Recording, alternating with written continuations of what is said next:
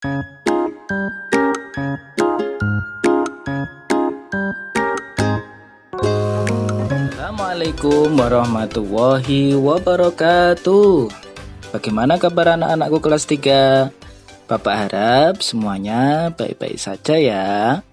Sebelum belajar, kita baca doa bersama-sama dulu yuk. Bismillahirrahmanirrahim. Rabbi zidni ilma warzuqni fahma. Amin. Pada pertemuan kali ini, kita akan belajar tentang cara menyusun kalimat dari kata-kata baru yang sudah kita pelajari kemarin. Kemarin, kita sudah menemukan kata-kata baru tentang ciri-ciri makhluk hidup. Misalnya, seperti bergerak, bernafas, berkembang biak, tumbuh, dan memerlukan makanan. Nah, sekarang kita akan menggunakan kata-kata tersebut untuk menyusun kalimat.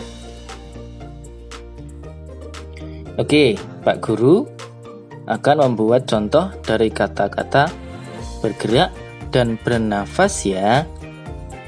Yang pertama, dengan kata bergerak, kita buat kalimat makhluk hidup bergerak dengan cara yang berbeda-beda. Nah, itu contoh yang satu.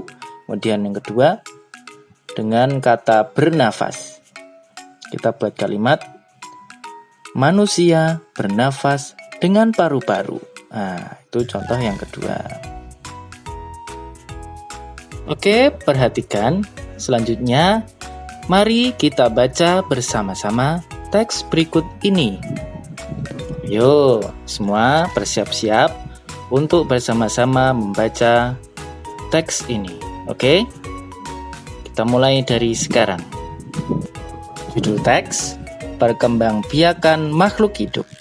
Salah satu ciri-ciri makhluk hidup adalah berkembang biak. Berkembang biak berarti bertambah banyak.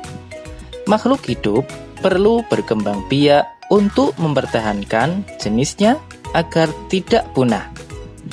Makhluk hidup berkembang biak dengan cara yang berbeda-beda. Manusia berkembang biak dengan melahirkan.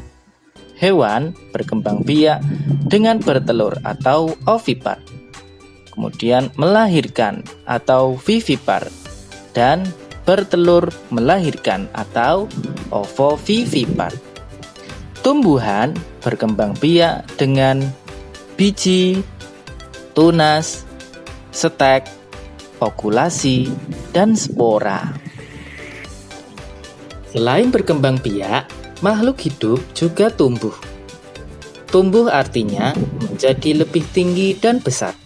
Namun, ada beberapa makhluk hidup yang berubah bentuk dan ukuran. Misalnya, biji kacang hijau. Biji tersebut jika ditanam akan berubah menjadi kecambah dan akan tumbuh tinggi menjadi tanaman kacang hijau yang baru. Setelah kita membaca teks barusan, pasti tadi ada kata-kata yang baru kalian dengar, ya kan? Oke, Pak Guru beri contoh satu ya. Misalnya, kata melahirkan atau vivipar. Nah, vivipar itu apa sih? Kita coba cari tahu arti dari kata vivipar lewat web KBBI ya. Oke. Buka Google terus ketik KBBI. Kemudian pilih webnya. Nah, setelah itu kita tulis kata yang kita tidak ketahui.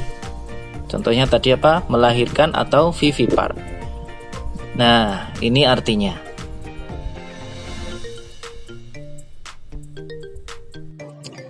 Setelah itu, kita buat kalimat menggunakan kata melahirkan atau vivipar.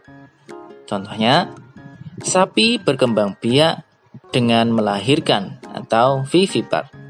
Nah, inilah cara menyusun kalimat dengan kata-kata baru.